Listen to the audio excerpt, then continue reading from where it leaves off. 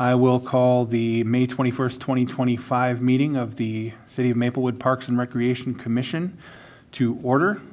We will start with a roll call. Craig? Here. Vicky? Here. Here. Terry? Here. I am here. Monica is absent. Kimmy? Here. And we are also missing Russell. The approval of the agenda, I will accept a motion. Move to approve the minutes. I'll second. Agenda, actually. Oops, sorry, agenda. Gotta listen to the Okay, words. we have a Move to approve the agenda. motion, Craig, second Vicky. Any discussion? All in favor? Aye. Opposed, same sign. Passes. Now we can move on to the approval of the minutes from April 16, 2025. I make a motion to approve the minutes. Okay, we have a motion from Terry. Do I see a second? Second. Second from Kimmy. Any discussion? All in favor? Aye. Opposed, same sign. Passes. On to new business, board and commission roles and responsibilities discussion. Thank you, Chair, members of the Commission. Tonight, we have our Assistant City Manager and HR Director, Mike Darrow, here, and he is going to be talking to you about board and commission roles and responsibilities. So with that, Mike, I will turn it over to you. Thank you, everybody, and thanks for having me. I wanted to just give you a little bit of an overview on some of the discussions that we've been having with our city council as it relates to board and commission work. But before I jump into all of that stuff, I wanted to, on behalf of the council and our city manager, Mike Sable, just to say thank you. Thank you for the work that you do. We know that nobody's doing this for the money. You're doing it and taking the time to do it. It's refreshing to see a commission and a board that's looking at the next generation of leaders, and so that kind of goes along with some of the discussions you'll have tonight. So thank you for that. Last month, we met with the council, and we talked as far as all of the boards and commissions, just wanted to report back to them on efficiencies, tools that our boards and commissions need to be successful. How does that align with some of the efficiencies that we have in plan review or project review? We talked and brought up some terms, term limits, and those kinds of things. So the processes, last night I met with two different boards and commissions. I'm meeting tonight with you. Hopefully within the next 30 days, I'll wrap up those conversations and then report back to the city council in either late June or early July, give them what I've heard, and then we'll kind of report back to you on some ideas that we have moving forward. But for discussion tonight, I just wanted to talk about first, any tools that you need, additional tools or any tools that you need to be more efficient in your work here. And that could be some of the items that came up last night were, hey, it'd be nice to get the agendas packet 2 weeks before, those types of things. So are there anything that the city can do or staff can do to make your job as in this advisory role more easier, I guess I'll say? Great job getting the agenda, that we get our agenda out nice and early. Good. Thanks. Great job. Awesome. Yeah, I feel like we have plenty of time to look it over before the meeting, and Okay. I don't feel pressed for time in any way, so I can't think of anything more right now that I would need. Well, that's fantastic. Anyone else? Okay. As far as the time needed to make determinations and decisions, do you feel like you have adequate time to make decisions and those types of things? Yeah, I think that, usually it's very rare that we even have a split decision. It's almost always unanimous, and I feel like the decisions are pretty straightforward and easy and don't need a lot of time. Okay. Good. All right. Anyone else? Okay. Okay. We talked a little bit with the city council, and one of it, and you'll see tonight, on making sure that we get more and more community members interested in the positions with board and commission positions, and so that we're, being as proactive as we can on getting more people involved in local government. I know we talked, and this is by no means saying the work that you do, we want to put a term limit, but what are your thoughts on either recruiting new board members or commission members, or setting term limits? Any of those types of conversations?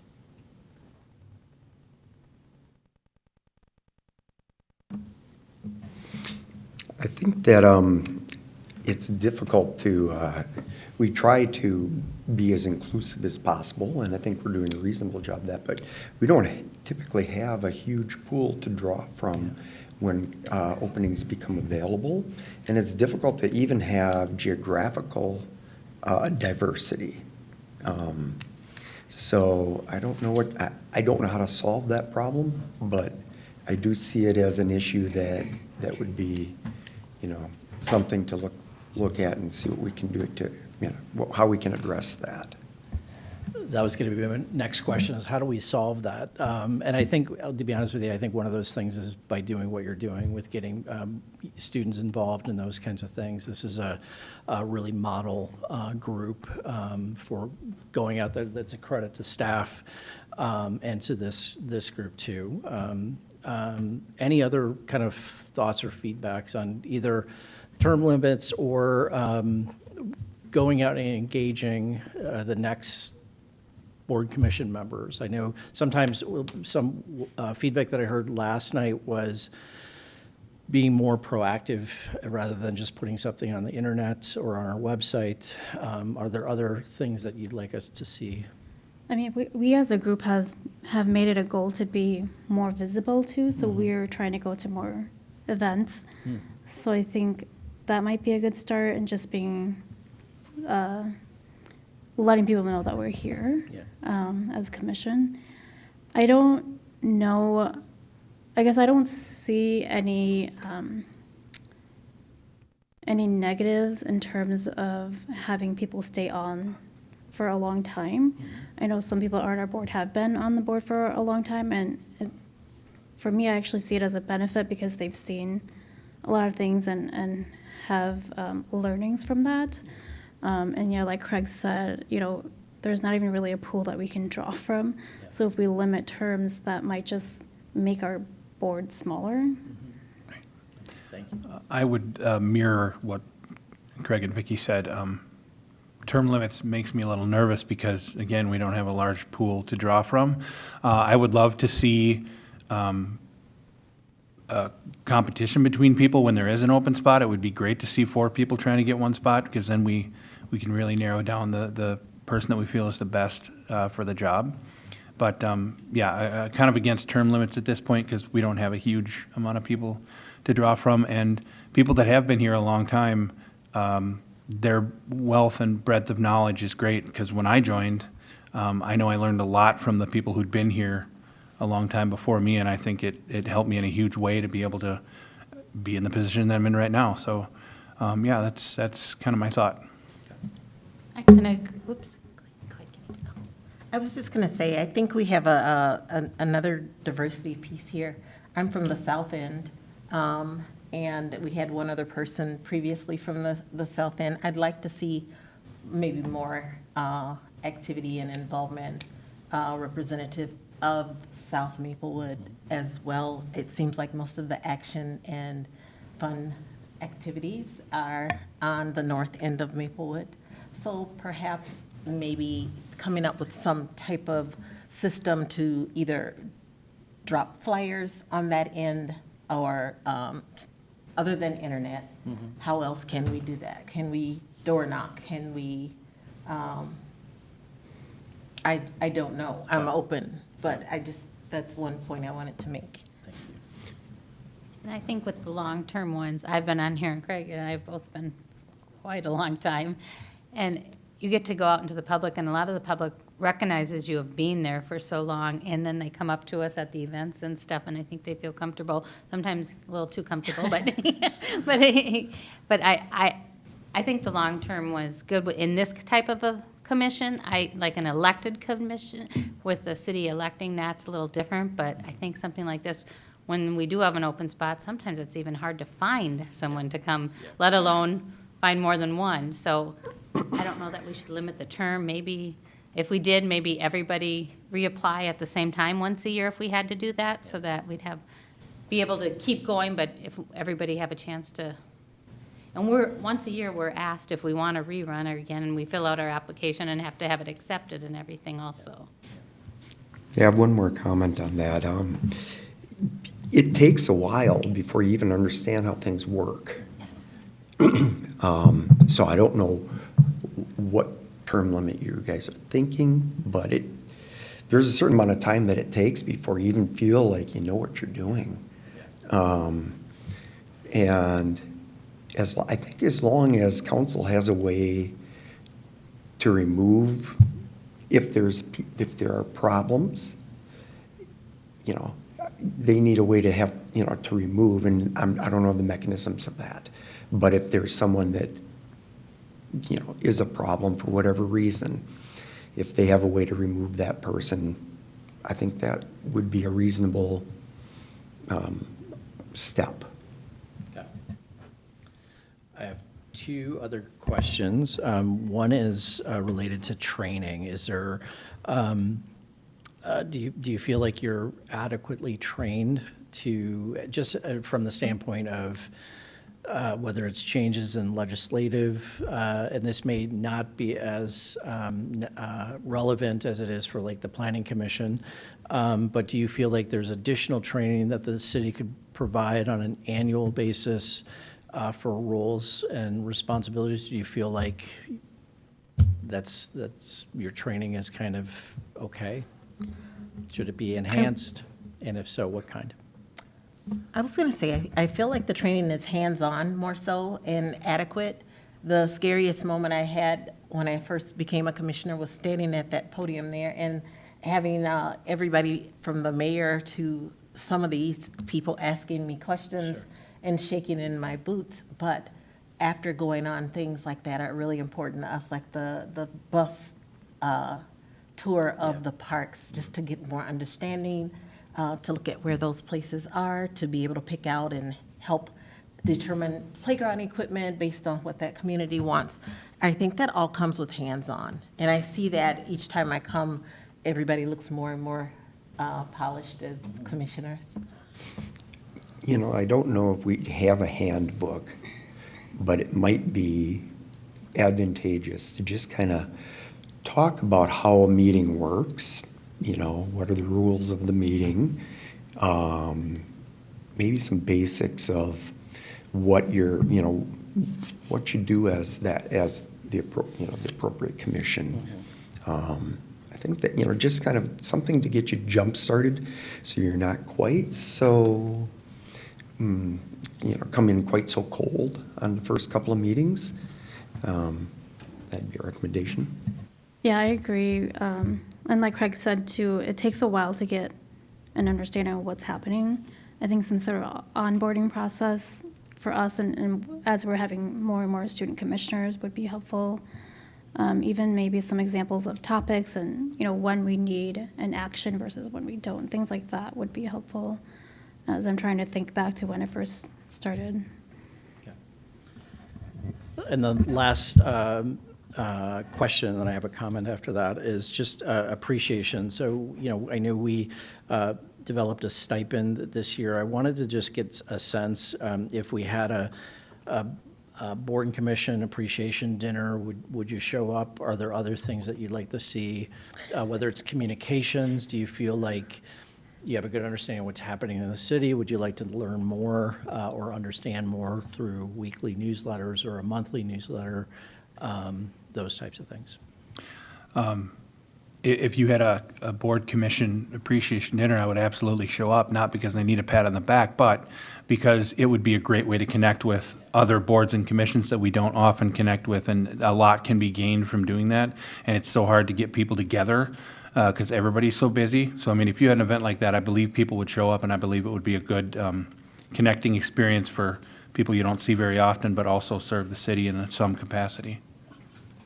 I believe we used to have, when I first started, we did have something like that, and there always was a nice turnout. And I think any interactive with our community, I would be more than happy to join more stuff. I'm very interested in getting out and to the events and stuff. Anything we can do to help our community at our parks, and I would be very happy. Terry, I'm just trying to remember, it might have been before I was the liaison, but did they used to have that get-together at the community center? One time we had almost like a gala. I mean, they had a little show for us, and then just appetizers and drinks. Yeah. And then once we had a picnic out in the middle out here, I think that might have been the only two. I think I've been here like 15 years, and it was when I first started that we used to do something like that. Sure. And the one thing, you asked to get us anything. Yes, I did think of something. Yeah. Can we get, when we first started, we got little pins with our name on, because when we go to events, we have these things that are flying if it's windy, and we can't, so if we could get a pin with our name on it. Yeah, Chair, members of the commission, that was one thing we were talking about, because we have lanyards for when we go out, but getting something that isn't as airborne as a lanyard will probably be better. Yeah. Yes, I have those. I think last night I heard we used to give out T-shirts and those Yes. kinds of things. So, Yep. and that's something that I share this out to City Manager Sable. As I said, I'll share this back out to the council too.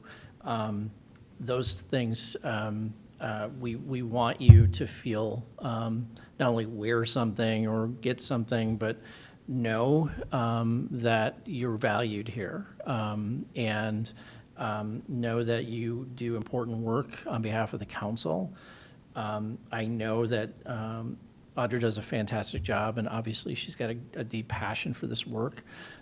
So you're in good hands there. But I'll report back out sometime in July or August with what those conversations are. Again, there's no, we're doing a term limit, we're just throwing some of those ideas out. So I appreciate your time, not only tonight, but the work that you've done over the years too. I appreciate it. I had one more thought. It is, I'm wondering, would we get more applicants if you didn't have to be the very first thing you do? Stand up in front of the TV and a lot of people, that's very intimidating for a lot of people. And you're going to have Yes, some, right. we're going to have some today. But I don't know, I'm not sure. That's just a thought. I don't know what the solution again is to that. Well, that's anyone that's done that, whether you do this for a living or it's your first time, it can be really intimidating. And so that's excellent feedback, because we don't want just extroverts or people that are great up at the podium. We want really to feel that we're welcome to anybody. And so I'll take that back. I appreciate that comment too. Ways that we can maybe make it a little less formal than cameras. And there's been some meetings that I've been at where we've had a packed house here, and that can be intimidating too. So I appreciate that. It might also be nice to host like maybe a community information session. Here's what a board and commission is. Here's what you do. Like sometimes people hear, oh, you're on parks. What does that mean? You make sure the parks are looking good? Like it's a lot more than that. And I don't think a lot of people maybe realize that. So I don't know what kind of a crowd you'd get, but if you promoted it correctly, you could maybe, teach some people.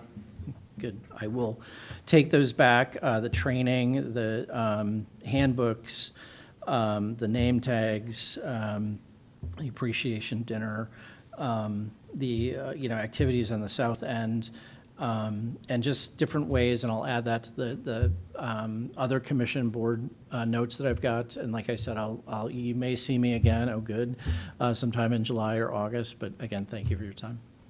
Yeah. Thank you. Thanks, Mike. Moving on, we have the Applewood Eagle Scout project presentation. Thank you, Chair, members of the commission. Tonight is a really fun meeting. We've got, we've got a lot of young people coming with some great stuff, and this is, with us, we have Ethan Gottfried, and he actually reached out to us about a potential Eagle Scout project to do down at Applewood, and he's got a story of why he chose that, so I'm going to turn it over to Ethan. And if you want to share with the commission a little bit about yourself and what made you interested in doing this Eagle Scout project. So I'll turn it over to you. For sure. My name's Ethan Gottfried.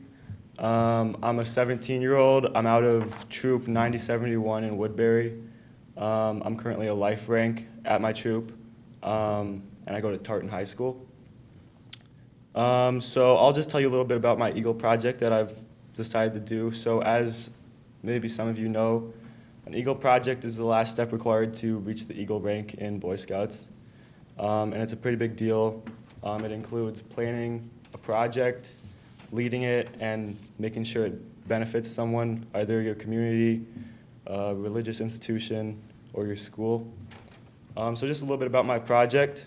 There's a park near my house named Applewood Park that I've been going to since I moved to Maplewood when I was 1.5. And at this park, there's a little outlook about 60 feet down a trail into the woods that overlooks a pond and the surrounding wildlife.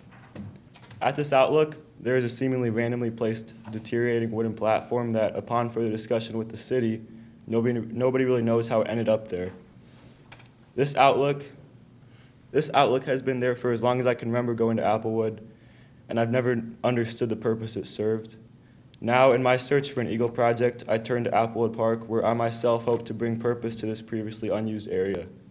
In order to refurbish this wooden platform and make it a welcoming area to hikers and park goers to enjoy the wildlife, I first need to refinish the platform to ensure the stability and longevity of its wood. To execute this, I will strip boards from the platform that are determined to be unfit and/or unsafe and replace them with brand new boards.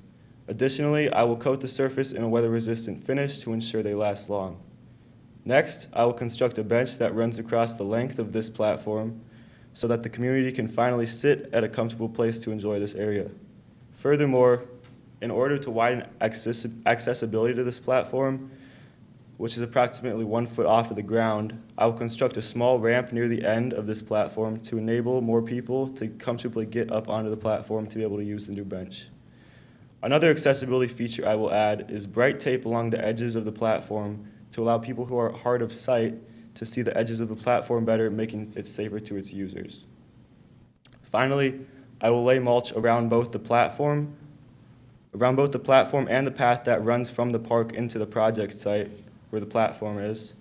This mulch will make the trail much more rain resistant, seeing as when it has rained in the past, the trail often becomes flooded, making it difficult to comfortably and cleanly walk down the path to the platform. In summary, by the end of this project, this previously abandoned platform will be safe, accessible, comfortable, and inviting to anybody who passes by it, giving this area a purpose and serving justice to the beautiful wildlife that this site overlooks. Does anybody have any questions? Hi, Ethan, Hi. and welcome. This is part of my heart and part of my life. I have 2 sons who are Eagles, and I think that it's a wonderful project. I have a question for you. How difficult, and maybe this may not be necessary, but I see that it is elevated from the ground, and you did say that. How difficult would it be to put a rail, like going up the ramp, like to assist people? I actually thought the ramp was there maybe as a handicap accessible possibility as well, but for people that want to go up there and sit on the bench, would it be costly for you to add another piece? That's a great question. So obviously, this project, I'm trying to make it, not just make the platform better, but also make it more accessible. So that's hence the ramp and like the tape and stuff. So I think a rail would be a great idea. I haven't really thought about it much, so it would definitely take a more logistic approach. But I could definitely, because my project is already in that direction, I think it would definitely be worth looking into doing that. So this is just like the proposal stage of my project. So once I get certain approvals, then I can go back and create the actual plan for my project, and I can include different things like that in it. It'll still be really similar to my proposal, but just hopefully better. So I'll definitely think about adding that. I think if I made it out of wood, I would be able to do that without costing too much more. Maybe if I bought like a metal railing, that would be a different story. But thank you for the idea. I'll definitely look into that. I think that would be a great idea.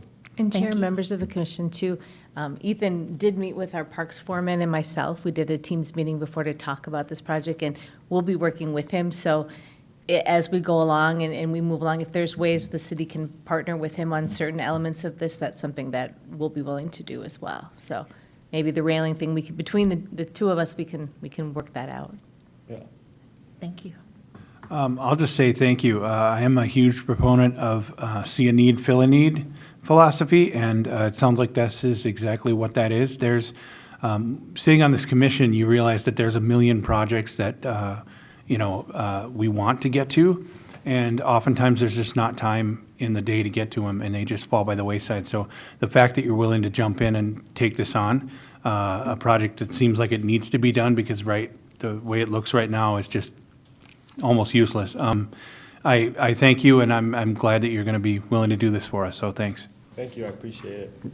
I'd also like to offer my appreciation for it because, the more volunteers that we get into our parks, the better everybody, the better it is for everyone. So we do really appreciate your time and efforts. Thank you. Yeah, thank you for coming and sharing your story. It seems like a pretty big project. Do you have any idea on the timeline or how long it would take you to do this? Yeah, that's a great question.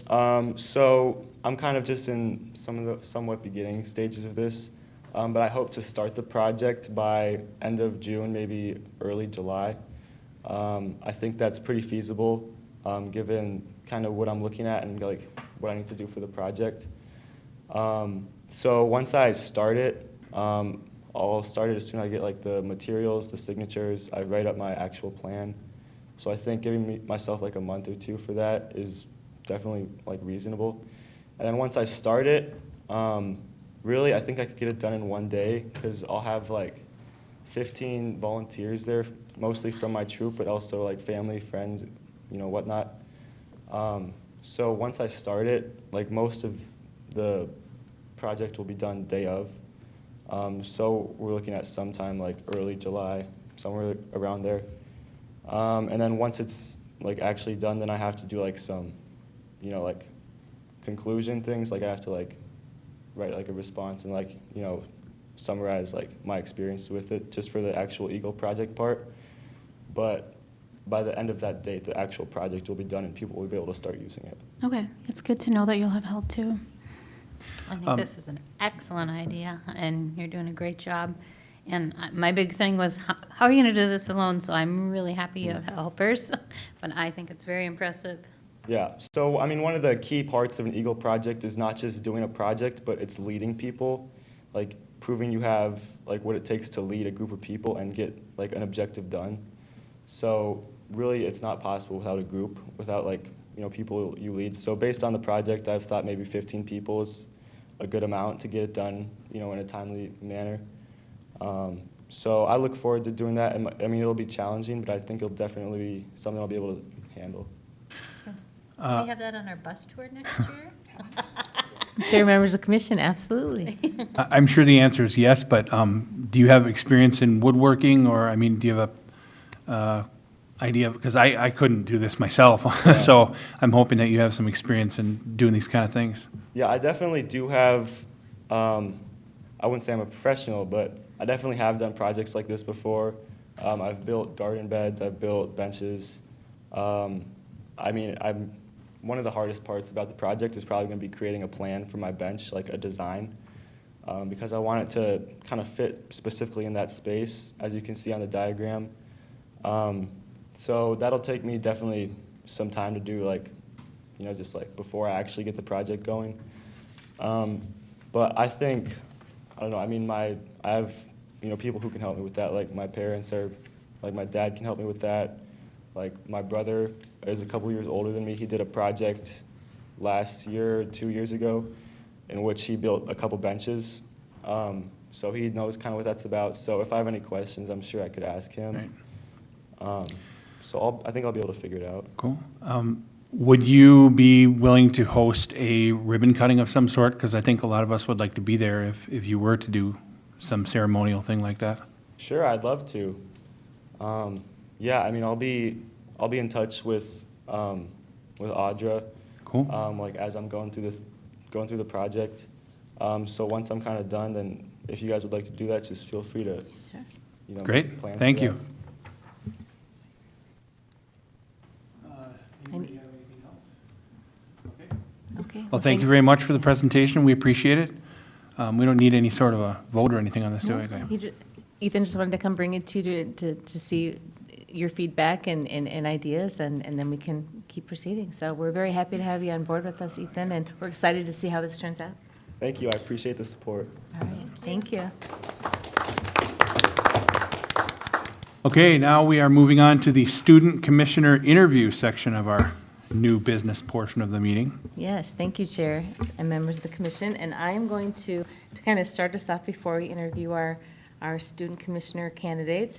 We did our four that have been here so long, this was going to be their last meeting, but tonight is the North High Awards of Excellence program for seniors, and all of them are getting awards of excellence, so they are all at that instead of tonight, but they all expressed their wish they could have been here, and they definitely want to come and get their placards. They all said, can we still get our placard? Because they want to keep their nameplate, so I will be getting it to them. And a couple of them said they want to come back in June to see the new commissioners and come and visit, so hopefully they'll come back and join us in June. So, wanted to pass that on. And now, if I can have the computer, I'm not the best at this, but I'm going to attempt to play the video that was put together from their time this year. So, let me start that. The earth matters, and we should really take care of it.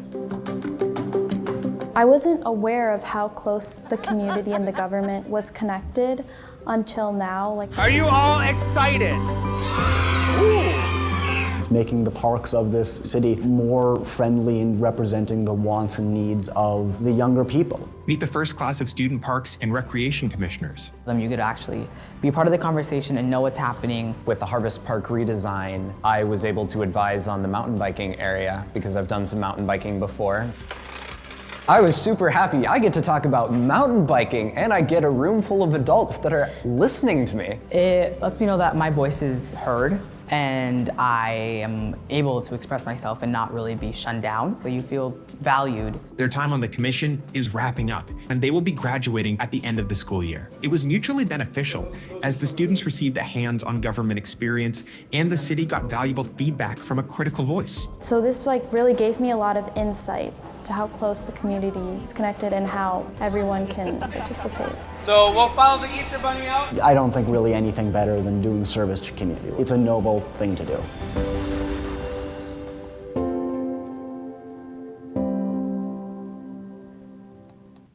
All right, so that's a little inspiration of our first class of student commissioners. And with that, we'll be calling up our candidates today, and we're going to go in the order that I have them on the sheet here. And the first up is Jocelyn Yang. So if you wouldn't mind coming up to the podium.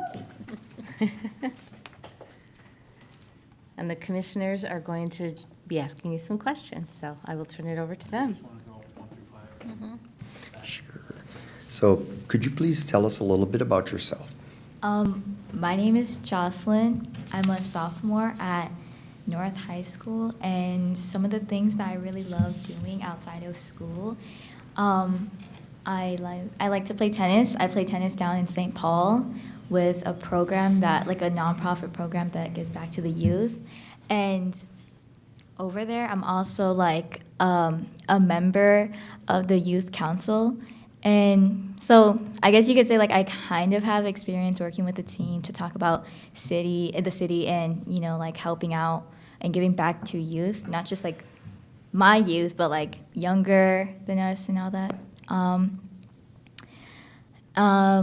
So yeah, that's some. Hi, Jocelyn. I also played tennis in high school. So, can you tell us about how you heard about this opportunity and why you're interested? I I heard this from school. I'm pretty sure my Avid coordinator posted it as an update in Schoology, and I thought I should be able to. I should, if I can make an impact outside of my city, I should be able to also make an impact in my city, not just in St. Paul, but also in North St. Paul, in Maplewood, in those areas. And so that's kind of what inspired me to take the initiative to meet with you guys. Hi, Jocelyn.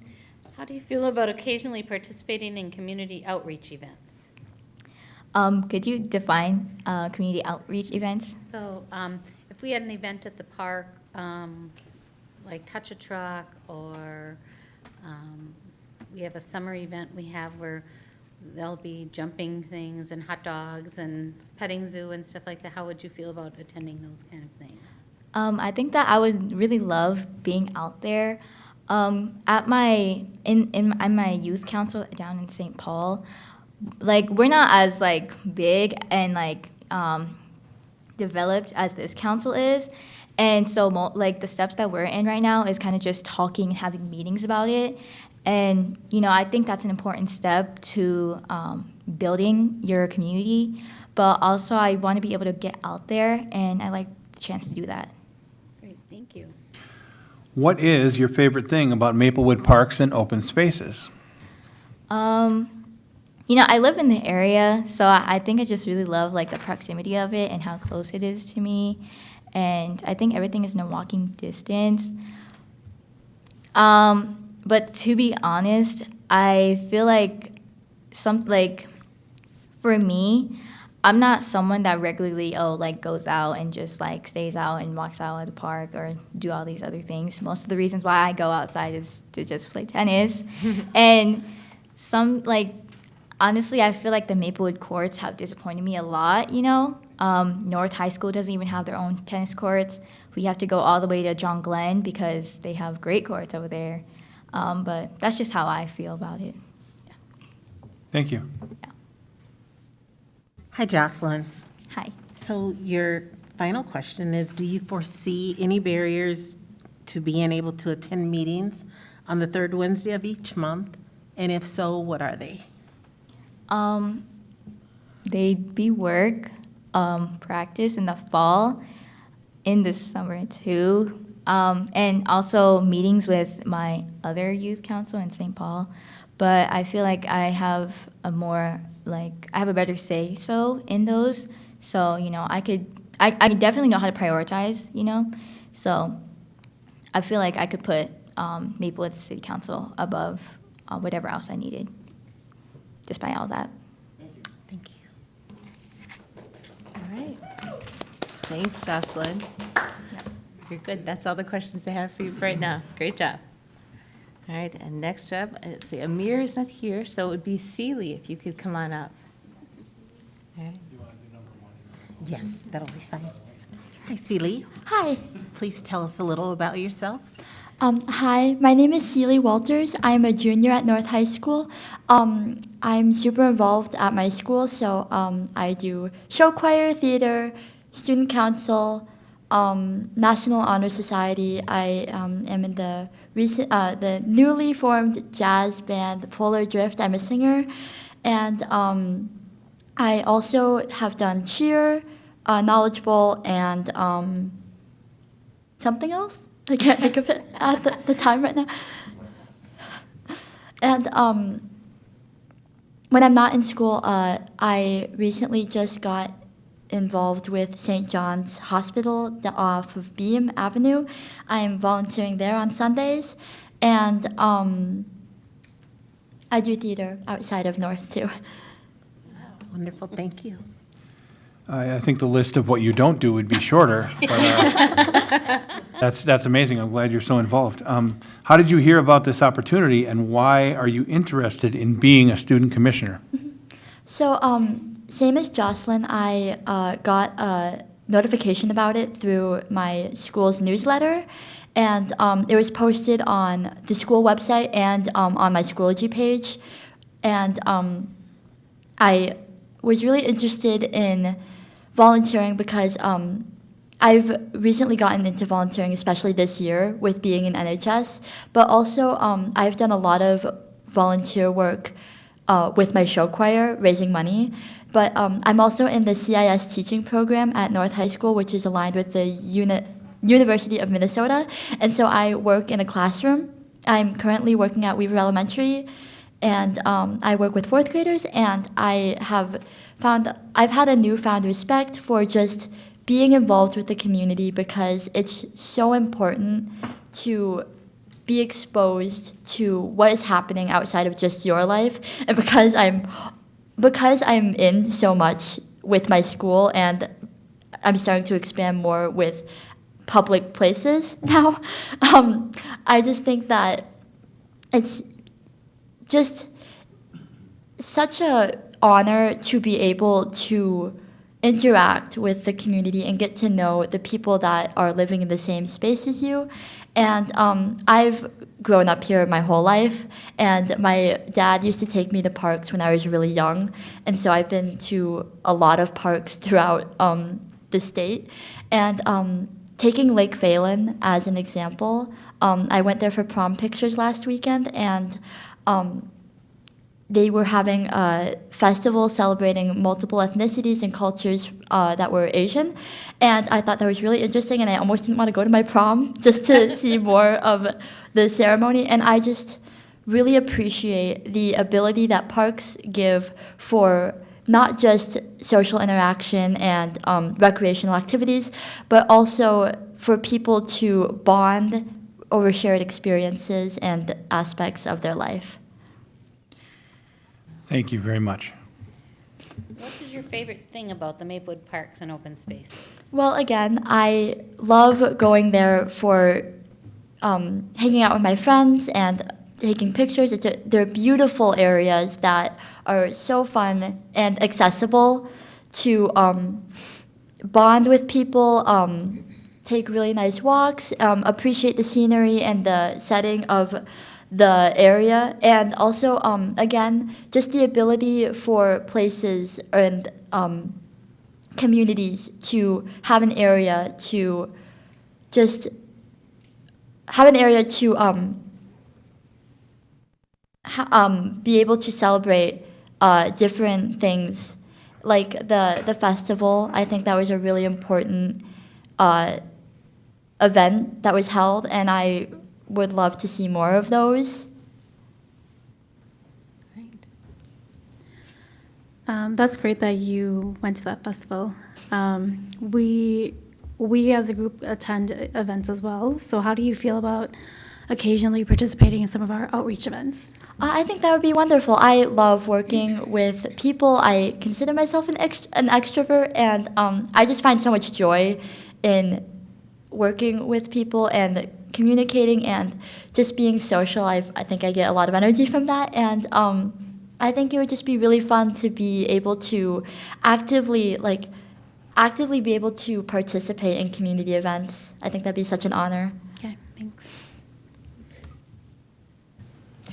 Do you foresee any barriers to being able to attend meetings on the third Wednesday of each month? And if so, what are they? Apart from all the stuff I listed, show choir, no, that's on Fridays, never mind. Theater rehearsal at North High School when in the fall.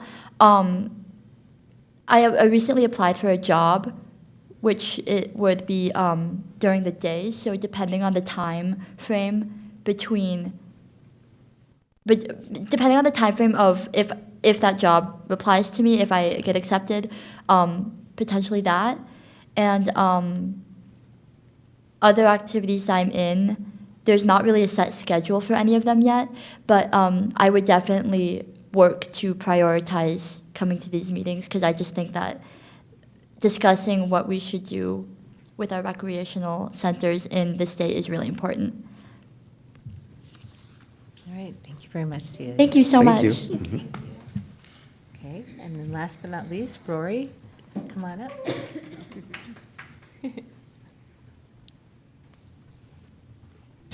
Back to me, I guess, right? Could you please tell a little bit about yourself? Hello, I'm Rory Lamers. I am a 9th grader at North High School. I'm on the track team currently. I'm on the trap shooting team, which I'm so grateful that we were able to have that. I am also on the volleyball team in the fall. I am a part of the crew for the Northern Lights Show Choir. Outside of school, I'm a youth representative for my church, St. Mark's, on their board. I do stained glass on my own, which if you go to North, I have a few pieces there. I like to hunt with my dad in the fall and winter. I play tuba for the band at North, and I play bass guitar in my band that I'm in.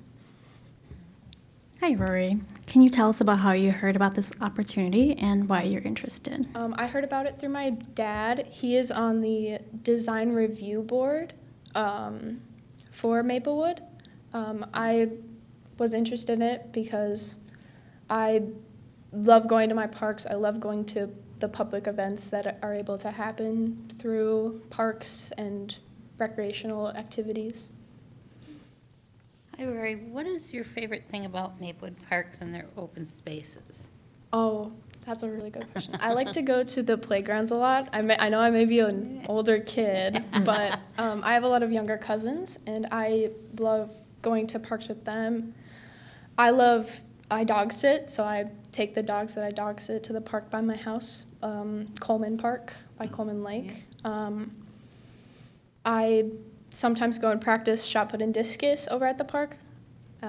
It's just a really nice open space. I fly my kite sometimes. Definitely recommend it. And Thank you. I don't know if you saw, being you're over by Coleman, but we did get the new container yes, I do. dug, I and see they it poured the every- concrete before I'm the rain standing at my came, bus so the stop. playground will be getting put in next I week. know, I'm so excited. Hi. How do you feel about occasionally participating in community outreach events? I love community outreach events. While interacting with a lot of people might scare me every once in a while. I wouldn't say I'm as extroverted as Stevie is, but I enjoy planning and setting up events. Like, that's one of my favorite things. It's not something that I would do, like, if someone's like, oh, can you plan us a specific event? But if I got, like, a general outline of, oh, we want to do this, this, and this, what are your recommendations? That would just be, like, my dream. Awesome, thank you. Hi, Rory. Do you foresee any barriers to being able to attend meetings on the third Wednesday of each month? And if so, what are they? I travel with my family a lot, so every now and then, I don't think I'll be missing any for traveling reasons. I'm starting driver's ed soon in the fall, so that might, actually, no, I don't think so, because the dates are different. I am probably going to get a job soon, so when that comes up, I may have some trouble there, but I can probably work with an employer. And I have sports. I don't have the schedule out for my sports yet, but I will prioritize these meetings over my sports. Thank you. All right. Really well done, women. We're supposed to rank these, and I'm like, Yeah. you all did incredibly well. That's all I can say. Yeah, thank you so much for coming. So, again, up to the commission, we listened to the feedback, but if you're ready to make a decision tonight. Well, like Craig said, we're asked to rank, but I don't feel comfortable doing that because I think all three of you did an amazing job, and I would advocate for taking all of you on into the position. I will let others chime in as well. Yeah, I agree. I think that it would be great to have all three on the commission. I think you all three would be a great asset to us, yes. And you just increased our diversity by 3. So you students were excellent in your answers and your responses. And I see that you would all be assets. And so there is one place where we can mark on this paper and it says accept all. That's what I did. Okay, Chair, members of the commission, if someone would like to make a motion then? I move that we appoint all 3 candidates to the student council position. I second that. So we have a motion by Craig and a second. Is there any discussion? All in favor say aye. Aye. Opposed, same sign. Welcome. Hey, congratulations. And I will follow up with you after the meeting and let you know how things work, but we would be excited to have you at our June meeting. All right, thank you. Thank you all. We'll see you in June. Yeah, thanks. Okay, now we will move on to unfinished business. Harvest Park Playground Community Engagement Feedback Discussion. Thank you, Chair, members of the commission. As part of our process with implementing the Harvest Park Master Plan, we had a open house on Monday, the 19th, for the playground designs. We had originally hoped to have it at Harvest, but the weather did not cooperate, and so we had to pivot to our backup plan to host it at the Wakefield Community Building, and we still had a fairly good turnout. We would have liked more people in person, but we did get some good feedback, and what I'm going to share with you tonight is what we shared with the public. We started out with kind of refreshing, where we were with the plan itself and what the final concept was. I'm going to see if I can, make this a little bit larger. If I can have the computer.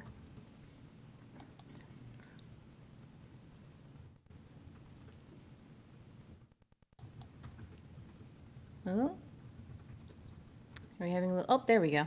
All right. It was just sharing with the group on one of the slides the consultants had, just where we had come up with our final master plan overall design, and then it included the phasings of what we were going to implement. And phase one was the playground. That was decided that was the best phase to start with, so we did share that. And then we shared the different concepts that we had solicited proposals from, 5 different playground companies, and they were to submit to staff, and we got to go through them and just to see which one of those designs best reflected what we had heard at the outreach we'd done for the master plan, and we chose to go with Northland Recreation. And then they came up with even a couple more designs, giving options just of what this playground could entail. And so they provided 3 different options, and it's always hard because the colors can be anything, and we can mix and match the designs. We do have a budget, so you have to stay within a budget. We can't do all the things, but there were 3 different ways we tried to encompass what we had heard in previous outreach. And just knowing that with these concepts, any color could go with a concept. So just because option 1 had this color scheme, it doesn't have to be that, it could be. So we wanted to get people's feedback on what they saw. And then just to preface this, we are also going to be following up with, and it will be out next week for sure, it might be earlier than that, but we are providing the same information with the options in an online survey, and that will go out on our website, on social media, and it will be out there for 2 weeks for the public to give us more feedback. So that way people who couldn't come in person or to reach a wider audience, they'll be able to give us feedback. And at the end of that, we're taking all the comments and the feedback that we get, kind of putting it together and trying to come up with that one, our best concept for what will encompass as many as the things as we can. Again, like I said, you can't put everything in, and we did have a not to exceed budget of $300,000. I know that sounds like a lot, but these days it doesn't always go as far as you think, and we also have space constraint in the overall plan of the park. So with that, I'm going to share with you though the options. So I'm going to start with option 1, and the best way was with the PDF just to show you. And this was Harvest Park option 1, and all of the, just so you know, all of the options you'll see have the same main tower. It's the main climbing tower that has curving slides. It's suitable for ages 5 to 12, and it is the same of all 3. The swing bay is also the same, and I know you had all received an email from someone wondering about the swing bay, what it would be, and that is what we have. They'd wanted a bucket swing for smaller kids as well as an accessible swing, and that is included in all the designs. So that feedback was great to get, but we are already doing that. So the swing bay and the main tower are the same, but on option 1, it offers a few more things you would say geared more toward older kids, because what we heard was a lot of our playgrounds have nice things, but then kids ages 6 and up, they're like, we want more things for us to do, some older kids. So this option has quite a bit of climbing features. I don't know if you can, let's see on there, it's kind of hard on the slide, but just a lot of like different versions of monkey bars. There's some climb across things. There's a climbing wall, and they have all the different ways to climb up to the main tower. And then it has the big offshoot slides. And there is port in place in strategic places, because to do the port in place with the rubber coating on, to do the whole playground, it would double the cost of the playground just for the surfacing. So we always try to keep in mind key places to put that surfacing to get more play value, and the rest of it is engineered wood fiber, which we have in most of our parks. So we never do sand anymore, no more pea gravel, but it would be engineered wood fiber and poured in place. So that was option 1 that they could comment on. And then option 2, and again, the colors, we just had to pick a color, but this one, we had heard at the, especially that last open house at Harvest last year, that people really like the idea of a zip line. And zip lines are great, but they do take up quite a bit of space. And this option has quite a robust, it's a 100-foot zip line. And we don't have one like that now. We have the little ones, and you'll see that in option 3 that are kind of built into the play structure. But this one, actually, you go up on that platform, it sends you across, and it's a little hard to see, but there's a little green spot, like almost to the end of it, that kind of stops the swing and shoots you back, so you don't get stuck, you go and then come back. So it's really a cool zip line. But as you can see, all those climbing features that were on option 1, they're not included because you had to make room for the zip line and also for a cost factor. And then there is an accessible, call it a merry-go-round if you will, but it's flush with the ground. So that is in the center there as for an accessible. And then the swing bay is the same. So that is a different version, but the tower is exactly the same. It's amazing how color can make it look like it might be different, but it is the exact same tower as option 1. And then we had offered option 3. Audra, will it be connected to like sidewalks? Yes, I mean, yes, it's just and not that's shown here. Yeah, we just focused in on the playground, but where it's located, it's strategically right now located near the parking lot, so there's as little, as close as possible to the parking lot for accessible, and there will be asphalt trail to it that's accessible and into the container. And then this is option 3. Again, same tower, same slides, but they have a little 2 to 5 sections, what they call it. But I'll be honest, when we're talking with families, it's really for 0 to 3. I mean, they say 2 to 5, but we've just found even kids, by the time they're 4 and 5, they're wanting to go on the bigger features. They don't necessarily, but it's a way to keep it kind of separate from the big towers if you don't want your kids going up. In the big tower, it's a separate little play area that has slides, and there's a shade on the top. It has the same swing bay, but you don't have that zip line. But there is a zip line, a small one, in the front there. You'll see it's one of those that's built in, and we have those in several of our parks. It's a little zip line across, nothing like the large zip line, but it is there. And there are some monkey bars, and you still have the ways to climb up the tower. But the feature is the little separate 2 to 5 area. So they all three have. And this one added an extra tube too, didn't it? I thought they were saying that there was an extra tube. Yeah, it's a littler slide it's part of the smaller structure there. And we'll have more of this is just the slides that were at the open house, but we have other views that we can put on the online service so people can really get in and look at the nuts and bolts a little bit more if they want. But it's really making a choice of, do we want a separate 2 to 5 area? Do we want the big zip line? Or again, like option 1 where it's the big tower, it has all the extra climbing features, and it has there was a seesaw, I guess, that's what we used to call it, but the little balance back and forth option and the little tilt-a-whirl. So those were the 3 different options of the play features we could put in, and we kind of have to make a choice of what people want to see. And there has already been some feedback.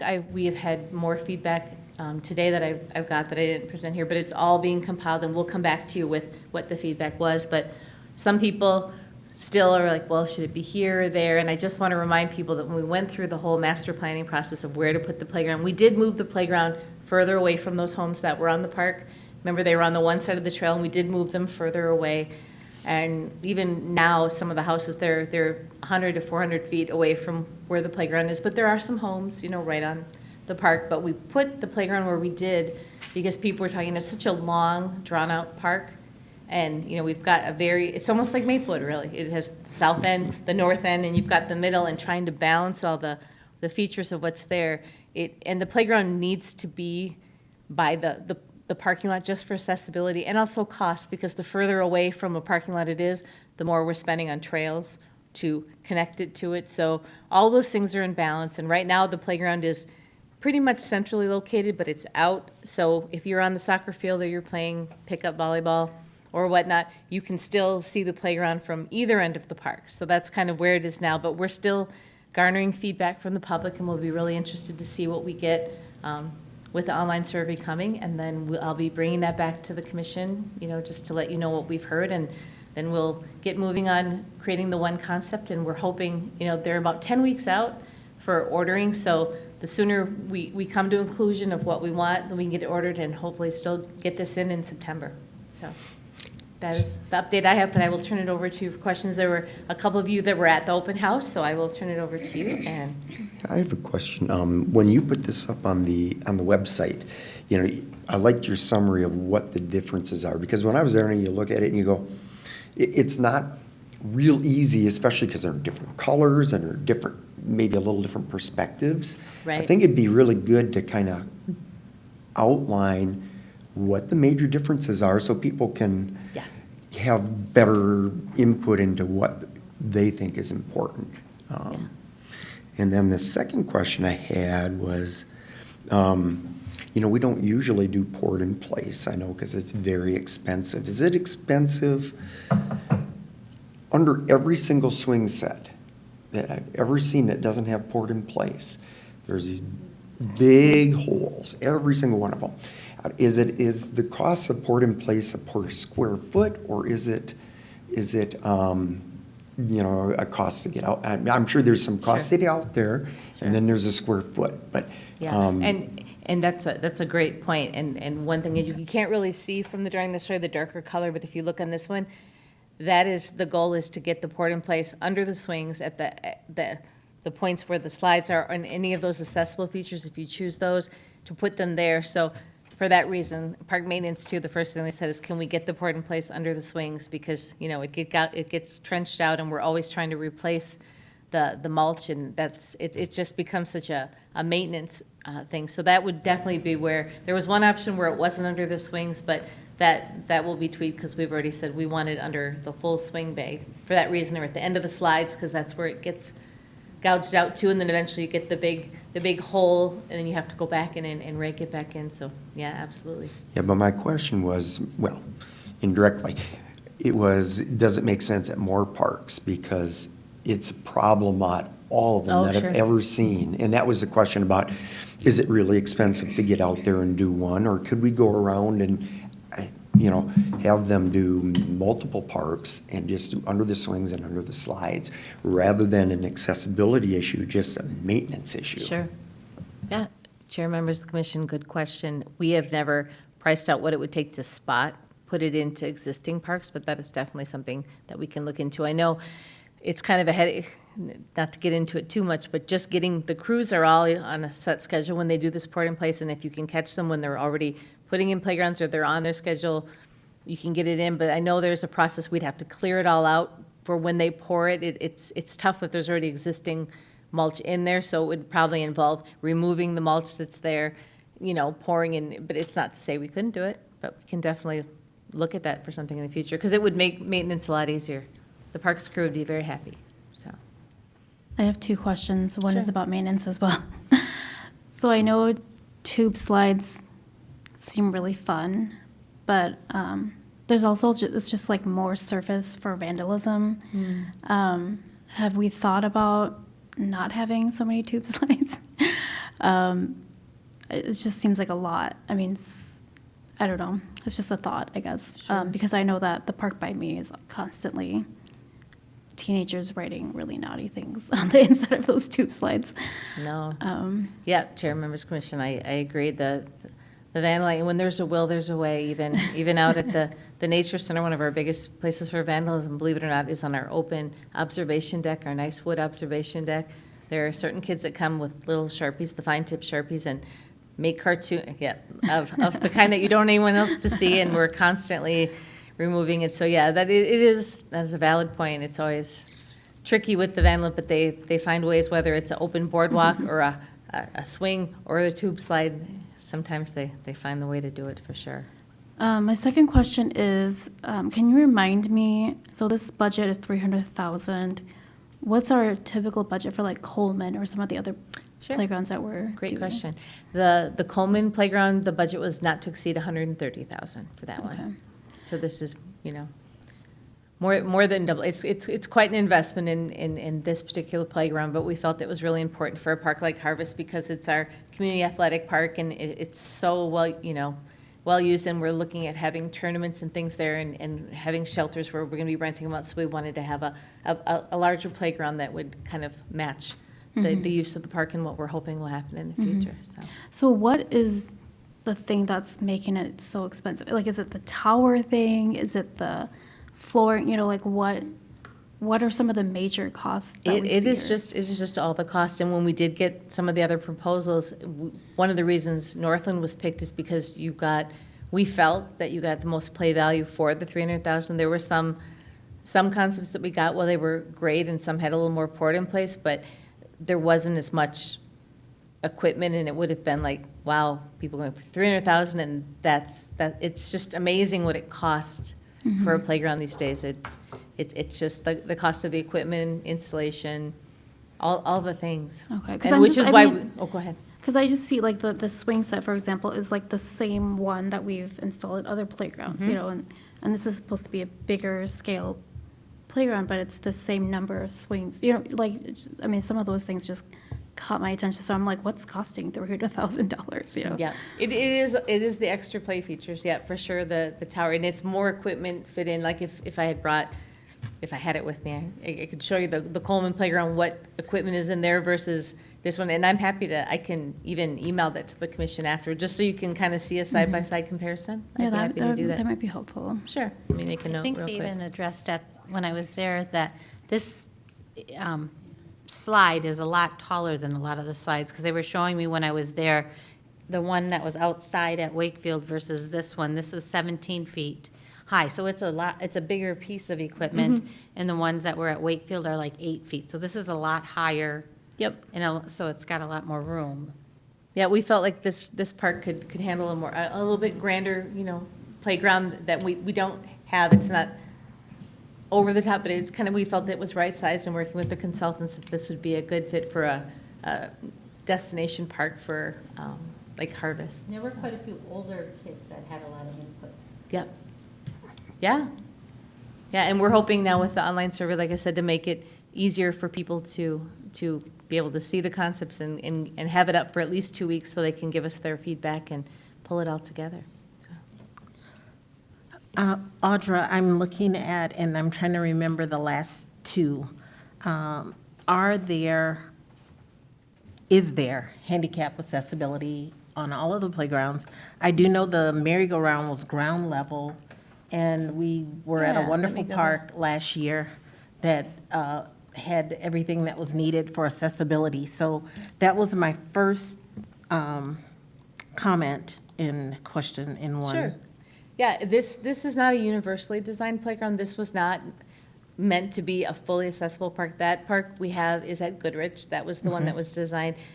It was trying to balance all the things to have some accessible, and that's one of the things with the different options. But like the port in place and the strategic entry to the playground containers, that's what, to make them more accessible. And then also, like you said, like we have the accessible swings in the swing bay. Like on this one, you can see that the merry-go-round is where you can just wheel right onto it, and also the seesaw. But then we also have the tower for the other kids. It's just trying to find that right balance at an active community park of all the things. So this isn't a fully accessible park, but it was definitely kept in mind, like how can you balance play value, accessibility, and kind of all the things. It can be kind of a fine balancing act, but yeah.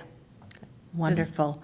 The other observation I had was back to the tubing. on the slides, I was wondering, is the open slide gone? Because I think about things like claustrophobia. I think about sure. kids not wanting to go into these, to no matter what age. There are some sensory issues out there. Sure. And is that an option on, I don't see it on any of them, but I was just wondering if On this one, if you can see, Kimmy, it's up here, I don't know if you can see where I've got the hand. This slide is an open slide. Yes, It's the not one of the smaller. very tallest ones, but for safety-wise, for slides that are that high, they need to be in a tube. Just for, a curving slide like that, you wouldn't want that to be wide open. It's just for safety. But this one is open, and then if you looked at option number 3, again, for the smaller kids, and they're not as large, but that third option has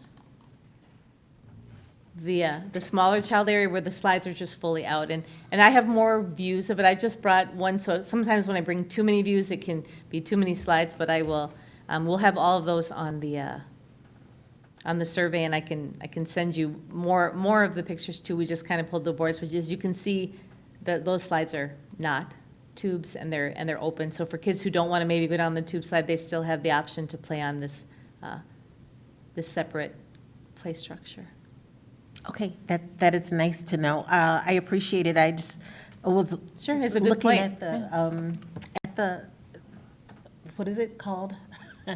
The gliding across the. Oh, yeah, let me pull that one up. The zip line. The zip Yes, line, I was yeah. wondering, the feedback on that you've received so far, is that like the big winner or a big piece for It was kind of people? a mixed bag. The older kids that were there, and Craig and Terry can speak to that, they thought the zip line was super cool, and like, yeah, this is something for older kids, and we like that. And then some people thought it took up too much room, and they liked more of the climbing things, so there was more actual play equipment. So again, it's just balancing. You're not going to have all the things, but trying to find that best balance for what the community wants. That's why we're so eager to get the feedback, so we can make the best decision that we can. But we do not have a zip line like this at all in our system, one this big. Do we have any information from the builder about some durability about some of these things? I'm just saying because I once saw a zip line like this at a playground when it was built, and a few months later it was broken. It's been Sure. broken ever since. So I'm just Oh. wondering, in terms of durability, do they have any information about that? Yeah, I can reach out to Mike Dorsey in Northland and see if they can provide me some facts that I can share with you. Yeah, that'd be good to know. Sure. Sorry, one more question. No, Are the no. benches part of the 300,000, or is that separate? Yes, those benches are included, and it doesn't mean that we wouldn't add some of our own seating. They included some in the design, but, there's never enough seating, so if we added more to save on the cost of the playground, we looked at just adding benches and seating ourselves Okay. outside of the playground proposal, because we can probably do it a little more cost efficiently. Okay, good to know. All right, and so I will make sure to, when the survey is up and going, it'll be on social media on the website, but I will send an email to all of you with the link, and I encourage you to share it with whoever you think you can. If you can repost on social media to get the word out, that would be wonderful. I have one more question, Audra, Sure. and you mentioned this too, but the colors, have they provided images with all the same color on the different designs? Oh, that's good. Literally to me, the tower looks different every time, but it's the same, right? So to me, it's kind of tricky in that way. So if they have provided those, if we could share those instead of all the different Yeah, sure. colors, I don't know. Yeah. I will talk with them and see what we can do, just so it's apples to apples. Or even in black and white, I mean. Sure. That's a good point. All right. I did hear, looking at the one that we have up right now, because it's so open, they were saying that we don't have the handicap accessible, but there's also a lot of autistic nowadays. And something like that open, they need more of a quieter, so they like the ones with the more stuff where there was something they could sit by themselves, because that's so open, and everybody could see them, and they sometimes like to just be in their own area. Yeah, that's a good I point. heard that from Yeah. a couple people. And that's But the one thing with the zip line like this, well, it's cool, it does take up a lot of the playground container. So it's definitely a trade-off for the other equipment. And as we were talking to some of the parents about, we want something for younger kids, but then when you talked more with parents, they're like, yeah, by the time my kid was 3 or 4, they didn't want to play on the little area anymore. They wanted to get on the bigger stuff, but with all the other climbing features that were there, let me pull that up once here. On option 1,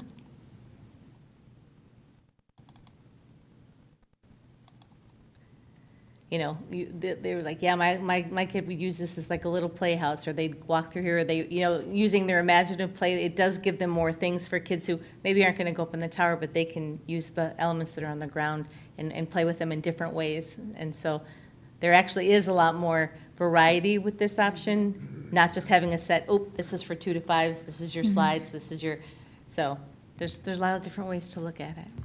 Audra, also the flooring on the under the swings, does it change with each design?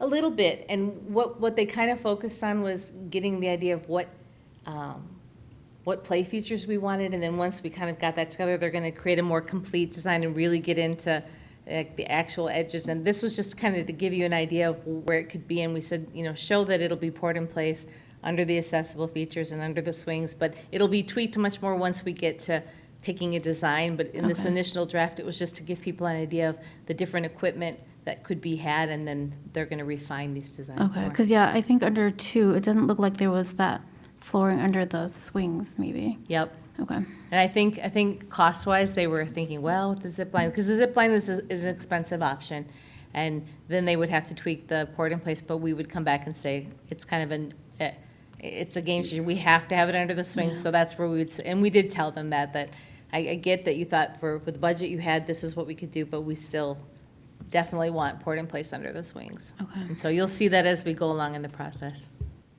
But depending, I guess their thought was if we're not even going to go with a zip line and that kind of thing, then, you know, but that's what they could do.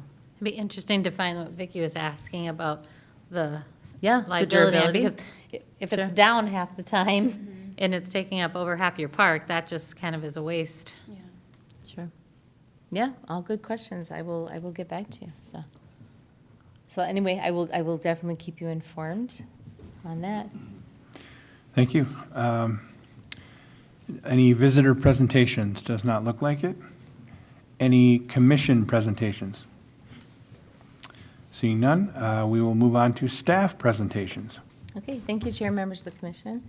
And I just have a few updates because I know we're running a little bit over, but I just wanted to give you an update because we haven't met since we had the spring cleanup at Aldrich Arena. I don't know if any of you were able to make it, but we had a very successful spring cleanup. Mike, you were there as well, and a great way for the community to recycle and get rid of unwanted items, and it went really smoothly. And then we also had our tree sale. The pickup was this past Saturday and then Monday night, and we had 300 trees that we could subsidize, so the community only paid 1/3 of the cost, the city paid 2/3. And out of the 300 trees available, we only had 19 that people didn't purchase, so it was a great turnout for purchasing trees, so we were really happy with that. Actually, Tree Trust did not, they're great. They don't make you, like, you committed to 300 trees, and if you don't sell them, you own them. Like, they took them to repurpose. They're doing a lot of projects at schools. In fact, they'll be at my grandson's school in 2 weeks where they're planting a tree for each classroom, so they'll be able to repurpose those trees so they don't go to waste. So, but it was great. That was part of the Suffer grant that we got. Originally, we only got 150 trees. We could afford with the budget we had, but because we had the Suffer grant, we were able to offer 300 trees to residents again. So it was great. And then I just wanted to, the next item I had was the community events. You had asked me, because we're doing, as part of your goals was to be involved in more of the community events, and you had wanted to know about them sooner than later at all the events. So we pulled together this list of not just parks events, but all the upcoming events that we have coming up and opportunities that you can get involved. And I'll email this to you. I mean, you have it in your packet, but I can give you more information as they come up. But May 31st is Waterfest. We will have a booth there. There's members of our ENR that'll be there, and our AMPEC member, Jay Lee, will be there and doing some activities and have a booth. If any of you are interested in joining them, just let me know. And then Public Safety has their bike rodeo that they do every year, and that's on June 7th. And I'll send you more information, but I just wanted to give you a list of just, events that we have coming up. And they're doing a bike giveaway at Harvest Park on June 14th. And that same day is our annual Golden Frisbee treasure hunt that we always do, where we put the clues out and people go hunt for the Golden Frisbee in our parks. And then the first Celebrate Summer event, because Touch a Truck is now part of our Friday Night Fireworks event in September. So we don't have a Celebrate Summer event standalone in June, but July it's at Afton Heights Park. So Kimmy, to speak to what you said, that's one reason we always do it at Afton, is because it's the best park on the south end where we can do a large event like that. So we will be doing that again at Afton Heights. Then there's National Night Out. And we have another Celebrate Summer event at Edgerton. Same thing, we pick Edgerton because it's in a different service area of Maplewood. And that's one of our busiest ones, and that's on August 13th. And then we have the Rice Larpenter Summer Block Party on August 16th. And then again, our Friday Night Fireworks is on September 19th from 5 to 8:30 at Harvest Park. And that will also be the Touch a Truck event like it was last year. They'll be combined. And then Trunk or Treat is still coming up. We're estimating October 25th, but they haven't firmed it up yet. They have another event in the Rice Larpenter Winter Warm-Up, and then we have our Santa Parade. And as more things come up, I will let you know, but this was just a list I wanted to get to you early. So if you're interested in any of those and wanting to volunteer, please let me know. And that is all I have. Reach out to Lions about Celebrate Summer. We'll gladly do it again. Great. Oh, and I was going to ask, how did the plant sale go? We did okay. The weather definitely hurt us. Yeah. It was absolutely freezing for all 3 days of our plant sale, so I think that hurt our attendance, but we were really happy with the new location, Bowden's, next to Outback Steakhouse, so that was great.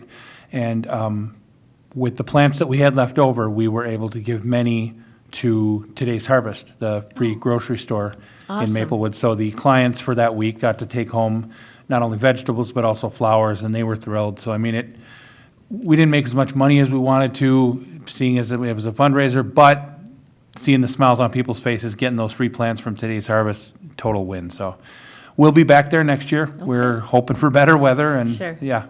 Awesome. All right, thank you. Do we know if the bike rodeo is at the fire station again this year? Yes. Okay. Yes. And like I said, I'll send out more information as they get closer, but this was just kind of a master list just to let you know what we've got on the horizon. Have we ever heard anything? Wasn't it the rugby or whatever that was going to get back to us at Afton Park when they have their big event? Yes, yeah, they're going to be inviting you formally to come to the barbecue and the cookout. They're revamping to see how they want to change it this year and have more activities, but they're going to be much more involved in our events. So we're hoping they're going to come to all the Celebrate Summer events as well as Friday Night Fireworks and they might even be doing some like rugby outreach skills activities with kids just on their own out at Afton. And so as soon as they let us know, we'll get the word out. And Afton, that's more towards the south end, isn't it? Yep, that's very on the south end, yep. There you go. There you go. Great, thank you. All right. That is all I have. With that, I will accept a motion to adjourn. Motion to adjourn. Second? All in favor? Aye. Aye. Opposed, same sign. We're out. Audra, I didn't want to bring it up because I didn't know where we were with